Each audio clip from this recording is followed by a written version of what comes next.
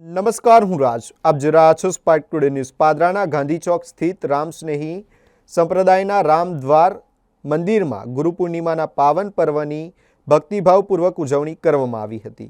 મંદિરના મહંત શ્રી રામપ્રસાદજી મહારાજના સાનિધ્યમાં યોજાયેલા ગુરુ પૂર્ણિમા મહોત્સવ નિમિત્તે વિવિધ ધાર્મિક કાર્યક્રમોનું આયોજન કરવામાં આવ્યું હતું. મોટી સંખ્યામાં ભક્તોએ ગુરુ પૂજન અને ગુરુવંદના કરી ગુરુ પ્રત્યેની પોતાની આસ્થા વ્યક્ત કરી હતી. આ પ્રસંગે શ્રી રામપ્રસાદજી મહારાજે સત્સંગ દ્વારા ગુરુ પૂર્ણિમાનું મહત્વ સમજાવ્યું હતું. તેમણે ગુરુના માર્ગદર્શનથી જીવનમાં જ્ઞાન, સંસ્કાર અને આધ્યાત્મિકતા વિકાસ પ્રાપ્ત થતો હોવાનું જણાવ્યું હતું. કાર્યક્રમ દરમિયાન ભક્તિમય વાતાવરણ વચ્ચે ભક્તોએ સત્સંગ અને ગુરુ આશીર્વાદનો લાભ લીધો હતો.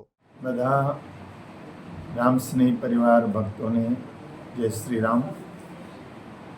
આજનું પરમ પાવન પર્વ ગુરુ પૂર્ણિમાનું પાવન પર્વ, અને ગુરુ પૂર્ણિમા એટલે ગુરુ પૂર્ણ માં.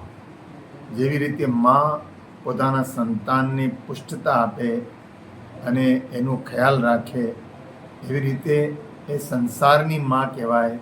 અને અધ્યાત્મમાં ગુરુ એ પણ માં છે, અને ખરેખરમાં પૂર્ણમાં. પૂર્ણમાં એટલે પૂર્ણમાં જે શિષ્યની અધ્યાત્મની ઉન્નતિ થાય, ભક્તિમાં કેવી રીતે આગળ વધે એનો ખ્યાલ રાખે.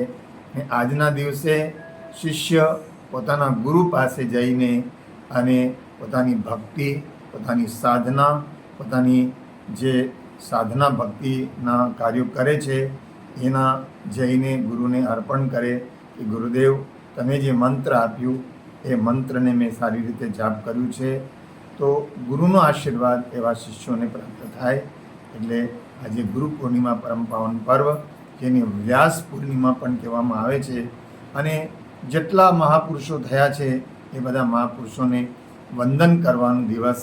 સ્વામી રામચરણજી મહારાજ હોય, તુકારામ મહારાજ હોય, નરસિંહ મહેતા હોય, વલ્લભાચાર્ય હોય, કબીર હોય, નાનક હોય, સંતરામ મહારાજ હોય, જેટલા મહાપુરુષો જે થયા છે એમને વંદન કરવાનો આજ દિવસ છે.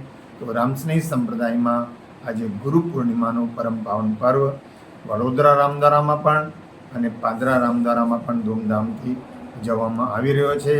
અને હજારો ભક્તો આવીને ગુરુ ગાદીના દર્શન કરીને અને શુભાશીર્વાદ પ્રાપ્ત કરે છે. તો બધા હરિભક્તો, રામ ભક્તો પ્રત્યે અમારી શુભકામના.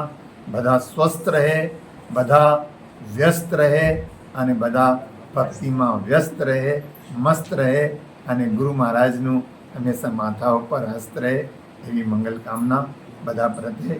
જય શ્રી રામ.